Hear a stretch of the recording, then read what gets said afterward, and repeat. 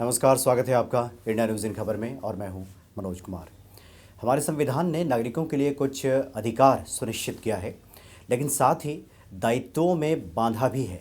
यानी अधिकार हमें प्राप्त हो, लेकिन साथ साथ दायित्व का भी हम निर्वहन करते चलें। लेकिन ये देखा जाता है कि कई बार लोग इस सीमा को लांघ जाते हैं या फिर कुछ ऐसा कह जाते हैं जो कि ठीक नहीं कहा जा सकता। इससे काफ़ी सारे लोगों की भावनाएं आहत होती हैं या एक नए विवाद का जन्म हो जाता है। कुछ ऐसा ही हो रहा है देश में फ़िलहाल। प्रख्यात लेखिका अरुंधति रॉय जामिया मिलिया इस्लामिया पहुंची थी और उन्होंने वहां कुछ ऐसा कह दिया कि विवाद शुरू हो गया। अरुंधति रॉय जब जामिया मिलिया इस्लामिया पहुंची तो ढेर सारी बातों का उन्होंने जिक्र किया और ये भी कह दिया कि एनपीआर के अधिकारी जब आपके घर पहुँचें तो आप उन्हें अपना सही नाम पता ना बताएं। जब फॉर्म आपके सामने दिया जाए तो उस पर आप रंगा बिल्ला लिख दें। पता कोई पूछे तो रेसकोर्स रोड बता दें, यानी कि जो प्रधानमंत्री का निवास स्थान है। और आप सभी जानते हैं कि रंगा बिल्ला 1982 में फांसी दे दी गई थी। दुष्कर्मी थे दोनों।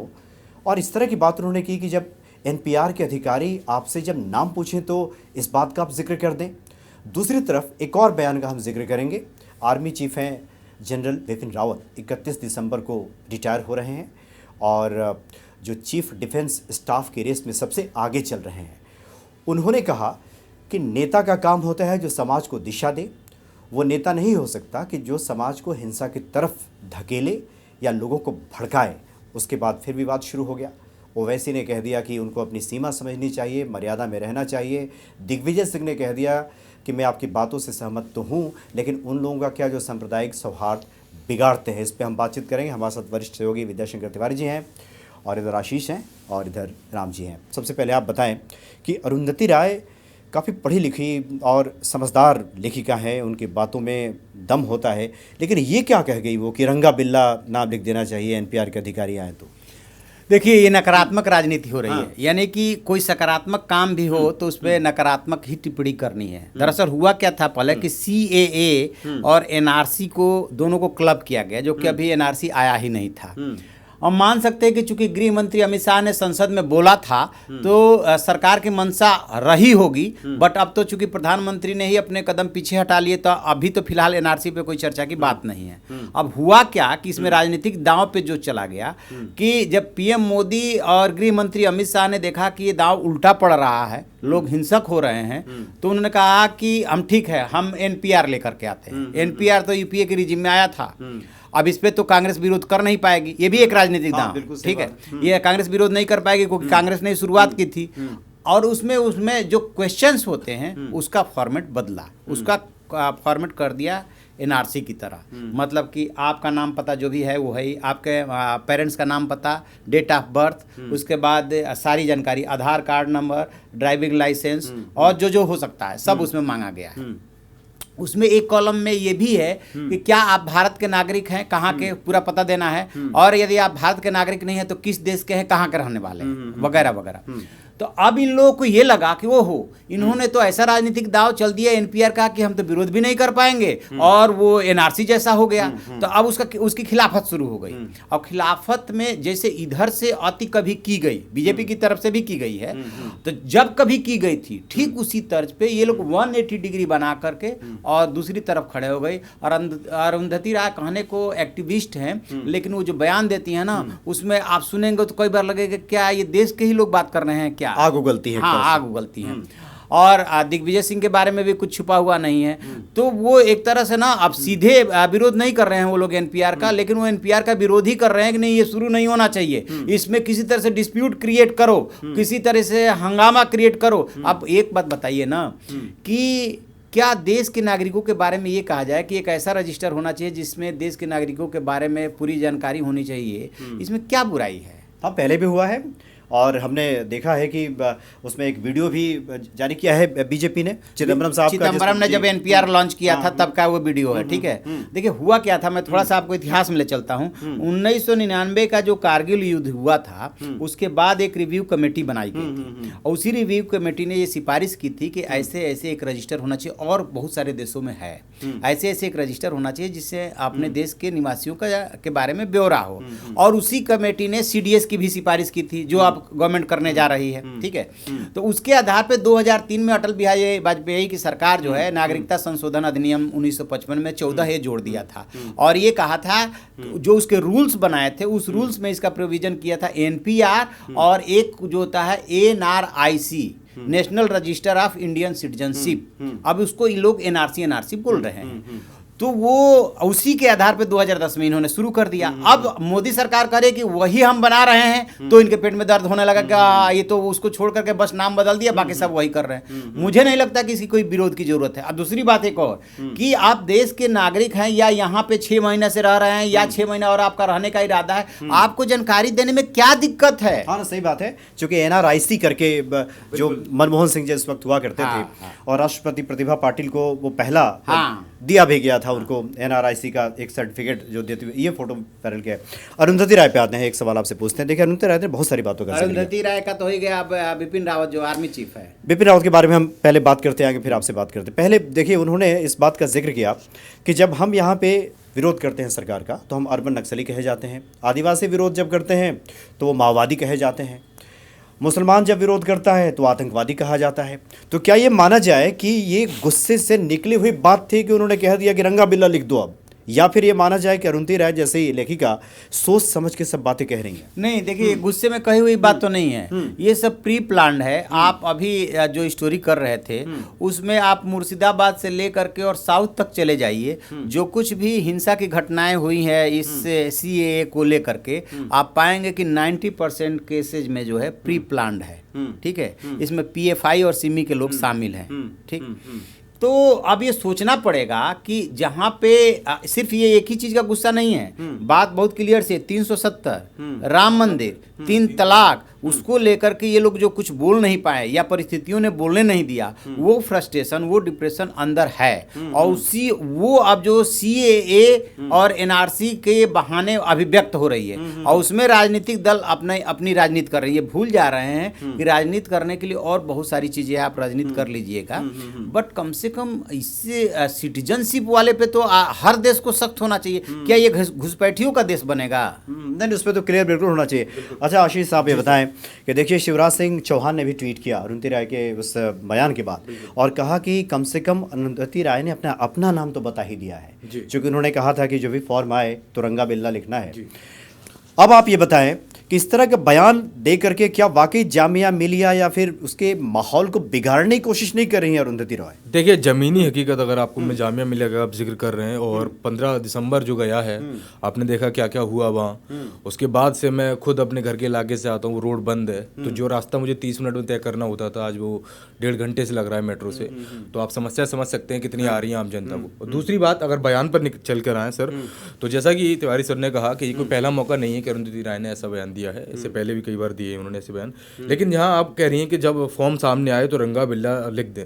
रंगा बिल्ला कोई इतनी बड़ी हस्ती नहीं थी, कोई नामी हस्ती नहीं थी जिनका आप यहाँ एग्जाम्पल दे रही हैं। आप रंगा बिल्ला वो दुष्कर्मी थे जिनको फांसी दी गई 1980 के आसपास, उनका नाम बता रही हैं। तो आप कहना क्या चाहती हैं, मतलब जो लोग जिनके पास भी आएंगे वो रंगा बिल्ला हैं क्या, सारी दुष्कर्मी है क्या? मतलब वो अराजक स्थिति पैदा करना चाहती हैं। साफ तौर पे अगर कोई वहाँ सोचने वाला व्यक्ति जब उनके इस बयान को सुन रहा होगा या जो लोग मौजूद होंगे तो उनके मन में एक बार को तो ये सवाल आया होगा, जिसके अंदर अगर मेरी तरह सोचा हुआ उसने कि आप रंगा बिल्ला का एग्जाम्पल क्यों दे रही हैं। रंगा बिल्ला एक दुष्कर्मी थे, आप कोई और नाम ले लेते तो चलता भी था। ऐसे तौर पे तो आप अपने इस बयान से सभी को एकदम रंगा बिल्ला ऐसे ही मान रही हैं। जी अच्छा राम जी, आप बताएं अरुंधति राय ने जो बातें कही हैं और हम लोग जो खबरें देख रहे हैं और ये भी बात निकल कर सामने आ रही है, हालांकि सत्यता उसकी क्या है वो तो बाद में पता चलेगा, कि पुलिस ने कुछ घरों में घुस कर के बर्बरता की है, इस तरह खबर आ रही है, लोग बता रहे हैं। कुछ जो चश्मदीद हैं कह रहे हैं कि पुलिस ने उत्पात मचाया है। ऐसे आलोक में, ऐसे माहौल में अगर अरुंधति राय जैसी लेखिका इन सब ऐसी बातें कहती हैं तो क्या माना जाए कि वाकई मामला गंभीर है? देखिए पहले तो मैं आपको जो पुलिस ने उत्पात मचाया है उस पर बताना चाहता हूँ। तो कोई एक्शन का रिएक्शन है।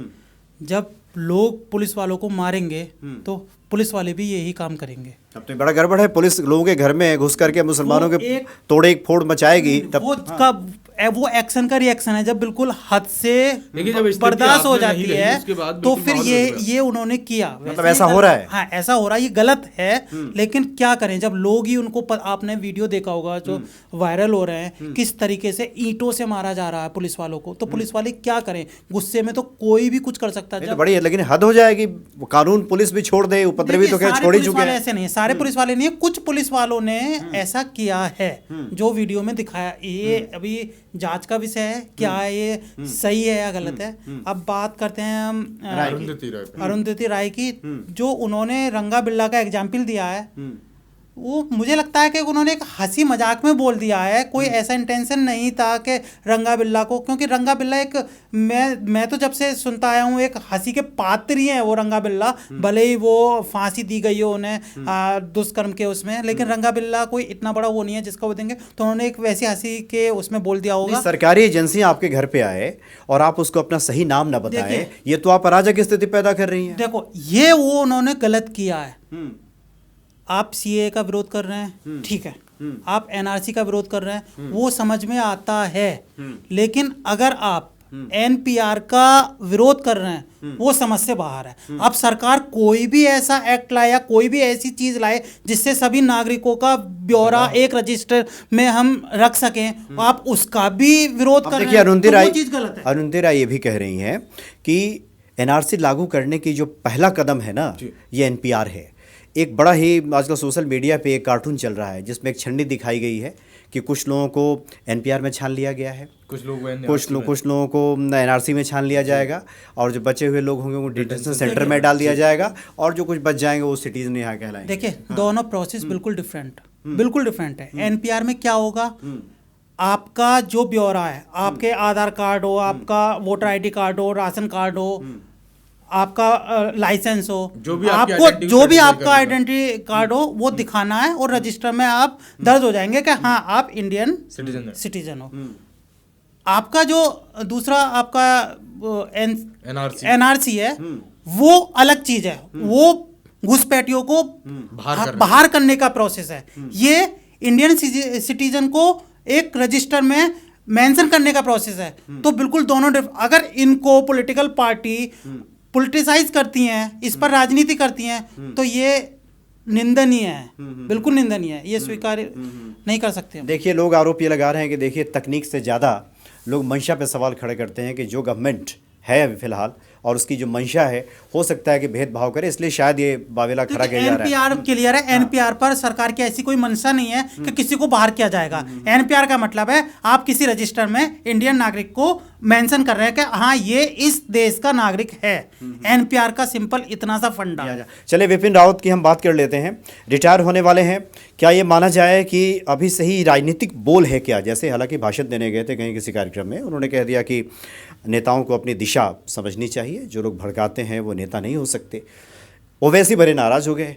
नाराजगी उनकी जायज है क्या ओवैसी की? देखिए, इस देश में सबसे बड़ी दिक्कत है कि जो सच बोलेगा और सच करेगा वो पागल कहलाएगा। ठीक है, बिपिन रावत के साथ ये है कि आर्मी चीफ होने के साथ साथ कई बार वो बोल जाते हैं, बेबाक बोलते हैं। यदि उन्होंने ये बात बोली है कि ऐसे लोग नेता नहीं हो सकते जो हिंसा फैलाएं या इस तरीके से गंदी बात करें, तो इसमें क्या गलत बोल दिया? कौन आदमी, कौन सिटीजन या कौन नेता इस बात का समर्थन कर देगा कि आप हिंसा फैलाइए, पब्लिक प्रॉपर्टी का नुकसान कीजिए? तो वैसे कह रहे हैं कि आप जिस पद पे हैं उसके मर्यादा को समझिए। क्या, कैसी मर्यादा? इसमें कौन सी उन्होंने गलत बात बोल दिया? सिर्फ एक नेता शब्द इस्तेमाल कर दिया है ना। यदि दो ये वर्ण का शब्द इस्तेमाल नहीं किया होता तो ओवैसी के पेट में दर्द नहीं होता, दिग्विजय सिंह के पेट में दर्द नहीं होता। ठीक है, उन्होंने नेता शब्द जो ले आ दिया, ये उनकी गलती है। ये बात मैं कह सकता हूं कि आर्मी चीफ होने के नाते, चूंकि अब वो सीडीएस भी बनने वाले हैं, वो ऐसी बातों को अवॉइड करे तो ज़्यादा अच्छा है। क्योंकि आपको याद होगा एक बार संदीप दीक्षित ने उन्हें गली का गुंडा बोला था। ठीक है, कांग्रेस बिपिन रावत से बहुत परेशान है क्योंकि वो बेबाक बोलते हैं और बेबाक कार्रवाई भी करते हैं। कश्मीर में जो कुछ भी हुआ और जिस तरीके से उन्होंने कंट्रोल किया है ना, उसके लिए बिपिन रावत ही नाम जाने जाते हैं। दो ही नाम आते हैं, बिपिन रावत या अजीत डोभाल। ठीक है, अब सवाल ये है कि उन्होंने उसमें एक दिन नेता बोल दिया शब्द कि ऐसा नहीं करना चाहिए या ऐसे लोग नेता नहीं हो सकते, तो ये तो बीजेपी पे भी लागू होता है। बीजेपी के भी तो नेता ऐसे उल्टे सीधे बयान देते रहते हैं। एक बैरिया के विधायक हैं, वो उल्टा सीधा जब मर्जी है जो मर्जी है सो बोल देते हैं। तो वो ऐसा तो कह नहीं रहे कांग्रेस के नेता, ये AIM के नेता, वो तो सारे नेताओं के लिए बोल रहा है ना कि जो ऐसी चीजें कर रहे हैं वो गलत है, उनको ऐसा नहीं करना चाहिए। और लीडर को हमेशा जो है लीड करना चाहिए अच्छे चीजों को। आप कैसे बस चलाने के लिए लीड कर सकते हैं? नहीं कर सकते ना। जी जी। और वैसे भी देखिए, राजनीति शास्त्र के जो विद्यार्थी हैं वो अच्छी तरह जानते हैं कि नेता की परिभाषा में क्या आता है, लीडरशिप कहते किसको हैं। ये तो पूरी पढ़ाई ही होती है, हर कोई जानता है। आप ये बताएं कि जो दिग्विजय सिंह ये कह रहे हैं, दिग्विजय सिंह ने तो कहा कि मैं सहमत हूं आपकी बातों से, लेकिन साथ में जोड़ दिया कि कुछ लोग ऐसे हैं जो सांप्रदायिक तौर पे हिंसा फैलाते हैं नेतृत्व प्रदान करके। उनके बारे में क्या कहेंगे? क्या उसके बारे में भी कुछ कहना चाहिए था क्या मेजर साहब को? दरअसल दिग्विजय सिंह खुद ये भूल गए ये चीज कि वो उन्होंने समर्थन तो दे दिया विपिन रावत जी को, लेकिन जैसा कि साफ तौर पे सर ने बोला और जब बताया कि किसी पर्टिकुलर पार्टी का नाम लेके तो नहीं बोला। और भारत एक लोकतांत्रिक देश है, हालांकि पद का मर्यादा रख के देखा जाए तो उनको इन सब पछड़ों में नहीं पड़ना था, लेकिन जब वो अपने अंदाज के लिए जाने जाते हैं, बोल दिया तो सही बोल दिया। किसी नेता का कोई फर्ज नहीं बनता कि आप किसी लोगों को भड़काएं, माहौल खराब करें अपने इलाके का। अगर आप कहीं के पार्षद हैं, विधायक हैं या फिर मेयर हैं, बहुत सारी चीज़ें होती हैं और वहाँ से आप बिलोंग करते हैं और आप जब अपनी जनता का ख्याल नहीं रखेंगे बल्कि उनको ऐसे माहौल में आप कर देंगे जैसा कि फिलहाल आप देख रहे होंगे, क्योंकि CAA को लेकर जो प्रोटेस्ट हुआ और जो हिंसक प्रोटेस्ट हुआ देशों में, चाहे दिल्ली की हो या यूपी की, किसी ना किसी राजनेता का हाथ था उसमें। जांच पड़ताल पूरी हुई, आपको भी पता है, सर को भी पता है, डिटेल में नाम निकल के आ रहे, चाहे यूपी हो या दिल्ली हो। तो वो नेता आखिरकार कौन है, उनको निशाना बनाया जाए विपिन रावत ने साफ तौर पर। लेकिन दिग्विजय सिंह ये खुद भूल गए कि जैसा जो प्रोटेस्ट हिंसक हुआ अभी, उनकी पार्टी के कई सारे ऐसे नेता थे या MLA थे जिनके नाम इसमें आए थे। तो माहौल कौन खराब कर रहा है? दरअसल दिग्विजय सिंह तंज कस रहे हैं बीजेपी पे, बीजेपी का नाम नहीं ले रहे हैं और बीजेपी पे आरोप लगता रहा है और इस आरोप में काफी हद तक दम है। बीजेपी भी इस चीज के लिए निंदा की जानी चाहिए कि ABVP के भी कुछ लोगों का नाम बिल्कुल आया आया है, है। इसमें आया है नाम उसका, और जामिया के मामले में आया है। है। जनरल बिपिन रावत जी ने जो कहा है वो अपनी जगह बिल्कुल दुरुस्त कहा है। बिल्कुल किसी वैसे पर्टिकुलर पार्टी या नेता को उन्होंने नाम नहीं किसी बनाया का है। नहीं आया, लेकिन नहीं, जैसे जो देखिए जनरल राम है, जी, वो एक संवैधानिक हमारा पद है, वैसे इस तरीके का कोई स्टेटमेंट नहीं आना चाहिए उधर से। नहीं, क्यों नहीं आना चाहिए? अब देखिए, जैसे आप सुनिए, कोई नहीं आना व्यक्ति, चाहिए, ये पॉलिटिकल आदमी बहुत है इसके लिए ना, इतने राजनेता हैं, ये बहुत हैं, इस तरीके का बयान एक देखिए संवैधानिक कोई पद पर व्यक्ति, आचरण नहीं देखिए देना कोई चाहिए। व्यक्ति किसी पद पे होने के पहले वो भारत का नागरिक है। जी बिल्कुल। और नागरिक के इसी कर्तव्य के नाते इसी अगर वो नागरिक बात होने कहता के है तो क्या नाते- दिक्कत है? इसी नागरिक होने के नाते उन्होंने ये बयान दिया है, मैं इसको गलत नहीं ठहरा रहा हूं, उन्होंने सही बोला और उन्होंने किसी पार्टी का नाम भी नहीं लिया है। अब वो बात अलग है, कुछ नेताओं को मिर्ची लगे, जैसे ओवैसी हो गए, दिग्विजय सिंह हो गए, आईना या दिखाने का काम या किया है। बीजेपी के ही कुछ ऐसे नेता हो गए, उनको उन्होंने एक आईना ही दिखाया है। चलिए, और आखिरी- अगर इस आईने हाँ। को भी देख के उनकी समझ में नहीं आए राजनेताओं को, तो फिर वो जाने और उनका काम जाने। पब्लिक सब जानती है, पब्लिक को पता है कब किस टाइम पर क्या करना है, तो पब्लिक चलिए, अपना काम कर देगी। दो तीन मिनट में हम एक आखिरी सवाल को लेते हैं, जो कि शुरुआत में मैंने जिक्र किया था कि देखिए हर व्यक्ति अपने अधिकारों को लेकर सचेत है, चिल्ला रहा है, हाय तौबा मचा रहा है। दायित्व क्या है, दायित्व बोध क्या है, इससे शायद लोग वाकिफ नहीं है या फिर दायित्व को निभाना नहीं चाहते। आपसे जानना चाहेंगे, जो स्थिति बनी है पूरे देश में हम देख रहे हैं, इस तरह से हाय तौबा मची है, जैसे लगा है जैसे कि संविधान ने सिर्फ अधिकार अधिकार और अधिकार ही दिया है, दायित्व जैसे शब्द लोप हो गया है। ये कैसी राजनीति हो रही है, कैसा समाज जा रहा है? एक आप तीनों से हम कमेंट करेंगे। दरअसल ये स्वार्थ की राजनीति है और उन्हें ऐसा लग रहा है कि मोदी 5.5 साल हो गए, उनको हम घेर नहीं पाए। घेरने का ये अच्छा मौका है क्योंकि इसमें समाज में डिवीजन हो रहा है, सांप्रदायिक आधार पे, धर्म के आधार पे, तो यही अच्छा मौका है, घेर लिया जाए। अदरवाइज इसका कोई बहुत ज़्यादा तुक बनता नहीं है। एक बात बताइए, इस देश में रहने वाले किस व्यक्ति की CAA से नागरिकता जा रही थी? किसी की नहीं जा रही थी। ऐसा कहीं झगड़ा सुने हैं कि घुसपैठियों का देश इसको बना दिया जाए? यदि इन 3 देशों से, पाकिस्तान, अफगानिस्तान और बांग्लादेश से आए हुए विभिन्न धर्मों के लोगों में से 6 को छांट लिया गया कि ये 6 को हम नागरिकता देंगे क्योंकि ये वहाँ के प्रताड़ित हैं, और मुस्लिम चूंकि वो कंट्री है और मुस्लिमों के लिए और भी 56 देश हैं, इनको हम नहीं देंगे, तो इसमें कैसे आसमान टूट रहा था भाई? ये सिर्फ स्वार्थ की राजनीति है, घेरने की राजनीति है कि मोदी शाह घेरे नहीं जा रहे थे, जल्दी से इसके घेरो। और उसमें इसीलिए फैलाया गया NRC का है। CAA पे उतना विरोध नहीं हुआ, NRC फैलाया गया ताकि मुस्लिमों को लगा कि यार ये तो मेरा देश ही नहीं है, यहाँ पे तो मैं असुरक्षित हूँ, और यही कह के हिंसा कराई गई। जी अच्छा, बिल्कुल। आप बताएं आशीष, हर कोई चिल्ला रहा है अधिकार दो, अधिकार दो, अधिकार दो, अधिकार अधिकार कर रहा है। राइट्स के साथ साथ ड्यूटीज भी हैं। इसको कौन निभाएगा, ये क्या देखेंगे? बिल्कुल, आप प्रोटेस्ट कर रहे थे जिस चीज को लेकर जिसके बारे में आपको पता भी नहीं था। बात सीए की हो रही थी, आप एनआरसी ले आए, जो एनआरसी कभी कुछ दिन पहले असम तक ही था। और विरोधी पार्टियां और कुछ नेता ऐसे रहे कि इस पर ऐसा एजेंडा बनाया उन्होंने राजनीति का कि वो चीज़ पूर्वी भारत से चलकर मध्य भारत तक आ गई और इस कदर आई कि हालत बिगड़ गए। लोगों को जमीनी हकीकत नहीं पता इस चीज़ की कि आपका अधिकार किस चीज़ के लिए, आप किस चीज़ के लिए लड़ रहे हैं। तो दूसरी बात, जब आप अधिकार की बात कर रहे हैं तो आप उस समय जो प्रोटेस्ट हिंसक हो रहा है उसको आप सरकारी संपत्ति हैं, तमाम चीज़ें तोड़ रहे हैं, तो वो भी कहीं ना कहीं आपसे आपकी ड्यूटी है कि उसको आप सेव करें, बचाएं। आप क्या कहेंगे राम जी? देखिए, मैं ये कहता हूँ जो आपका सीए है, सिटीजनशिप अमेंडमेंट एक्ट, उसमें लगभग 4 से 5 करोड़ आदमी जो बाहर की कंट्री से लिए जाएंगे, उनको नागरिकता दी जाएगी। तो कुछ राजनीतिक पार्टियां इसलिए ही नहीं कर रही हैं कि वो सिर्फ मुस्लिम विरोधी है, कुछ इसलिए भी कर रहे हैं कि जो बाहर से इतने सारे लोग आएंगे उनका खर्चा कैसे उठाया जाएगा, उनको कैसे नौकरी देंगे। आपको अभी 130 करोड़ आबादी वाले देश में अभी भी कितने लोग बेरोजगार हैं, कितने लोग भूखे मर रहे हैं, ठंड में मर रहे हैं। आप उनको तो सुविधा मुहैया करा नहीं पा रहे हो। आप उन 4-5 करोड़ लोगों को और ले आओगे, फिर उनको कहाँ से दोगे आप? बताइए, आप कहाँ से दोगे? फिर आप ये कहते हो हम एक उनके लिए डिटेंशन वो क्या सेंटर बना देंगे। अब सेंटर बनाने में भी आप देखो, एक असम में बना रहे हैं, लगभग उसमें 50 करोड़ रुपया खर्च होगा।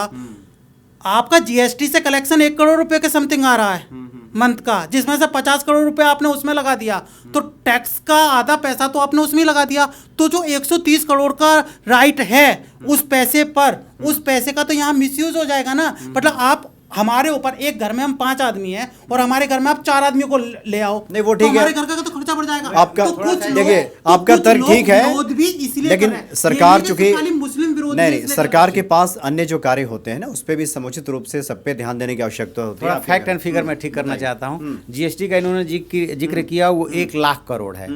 और जो डिटेंशन सेंटर की बात है वो यूपीए के ज़माने की बात है, असम वाली, और एक साउथ में बन रहा है। मैं ये बताना चाहता हूँ कि 4 और 5 करोड़ की बात नहीं है। बात ये है, वो भी अभी नियर अबाउट में कहा जा रहा है 1.5 करोड़ के आसपास। और 1.5 करोड़ में से और ये संख्या कम है कि वो लोग ऑलरेडी आपके देश में आ चुके हैं। 31 दिसंबर 2014 कट ऑफ डेट है। वो आपके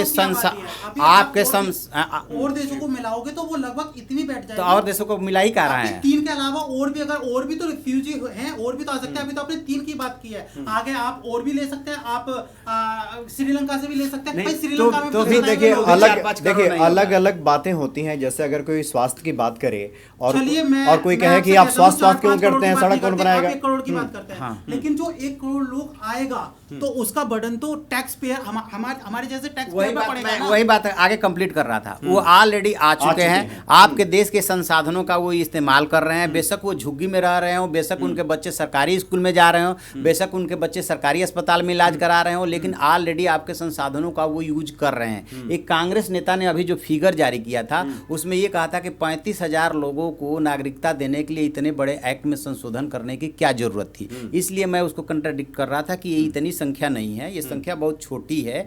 और उसमें वो महात्मा गांधी को उद्धृत कर रहे हैं कि महात्मा गांधी और जवाहरलाल नेहरू ने ये कहा था, कांग्रेस कार्यकारिणी की बैठक में कहा था, और ये बैठक हुई थी नवंबर 1947 में, कि यदि इन देशों से उस समय बांग्लादेश तो बना नहीं था, पाकिस्तान था, कि यदि पाकिस्तान से सिख और हिंदू वगैरह वगैरह आते हैं तो उनका यहाँ पे स्वागत किया जाना चाहिए, उनको नागरिकता दी जानी चाहिए। उसी संकल्प को हमने पूरा किया है। देखिए, यदि राजनीति करनी हो आप कुछ भी तर्क देख सकते हैं, लेकिन एक बात तो सोचना होगा, इस दुनिया में 2 ही हिंदू, भारत तो हिंदू देश था नहीं, एक देश था नेपाल, वो भी अब खत्म हो गया।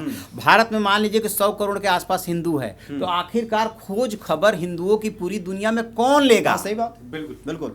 तो चलिए, कुल मिलाकर हम लोगों ने बात की शुरुआत की थी अरुंधति राय और विपिन रावत के बातों से, लेकिन ये जो दोनों बयान निकले हैं और उस पर जो प्रतिक्रिया आई है, यूँ हम कह सकते हैं कि अविश्वास के माहौल में ये जन्मा बयान है, उपजा बयान है, और प्रतिक्रियाएं भी अविश्वास के माहौल में ही आ रही हैं। तात्पर्य ये है कि कोई भी कल्याणकारी राज्य लोगों का कल्याण करे, जनता का, लेकिन उसकी बातों से और उसके कार्यों से ये साफ भी होता रहे कि वाकई वो सबके लिए हितैषी है, जैसा कि सरकार का नारा है सबका विकास सबका साथ, लेकिन प्रधानमंत्री ने जो कुछ बयान दे दिया था अरमिला मैदान में, खासकर डिटेंशन सेंटर को लेकर, सच्चाई कुछ और जब निकल कर सामने आई, तो ऐसे अविश्वास के माहौल में इस तरह के बयान का आना भी स्वाभाविक ही लगता है।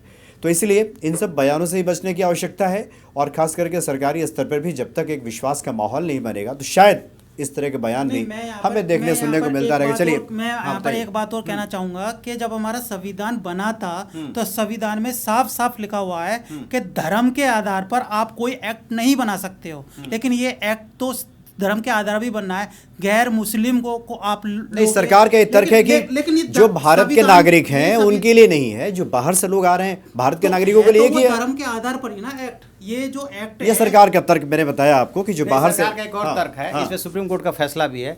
आर्टिकल 14 राइट टू इक्वलिटी की बात करता है, उसी का अगला आर्टिकल 15 है, उसमें कहा गया है रीजनेबल क्लासिफिकेशन। यदि संसद चाहे, सरकार चाहे तो रीजनेबल क्लासिफिकेशन कर सकती है। दूसरी बात मैं ये कहना चाहता हूँ कि ऑलरेडी 59 याचिकाएं सुप्रीम कोर्ट में डल चुकी है। कोई जरूरी नहीं है कि सरकार सही हो, कोई जरूरी नहीं है कि संसद सही हो। यदि लगता है कि ये गलत हुआ है तो सुप्रीम कोर्ट में बहस हो जाने दीजिए। इस हिंसा की जरूरत नहीं है, हाय तौबा मचाने की जरूरत नहीं है। ये हिंसा करना बिल्कुल गलत तो है। चलिए, कुल मिलाकर ये कह सकते हैं कि नागरिकों को और साथ साथ जो राजनीतिक दल हैं, हर व्यक्ति को अपने राइट्स के साथ साथ ड्यूटीज़ को भी ख्याल रखना बहुत आवश्यक है। तभी एक कह सकते हैं कि एक समृद्ध भारत और शांत, यूँ कह सकते हैं कि एक शांति प्रिय भारत, एक समाज का निर्माण हो सकता है। चलिए, बहुत बहुत शुक्रिया आप सभी का। नमस्कार। इन खबर चैनल को सब्सक्राइब करें और बेल आइकन दबाना ना भूलें।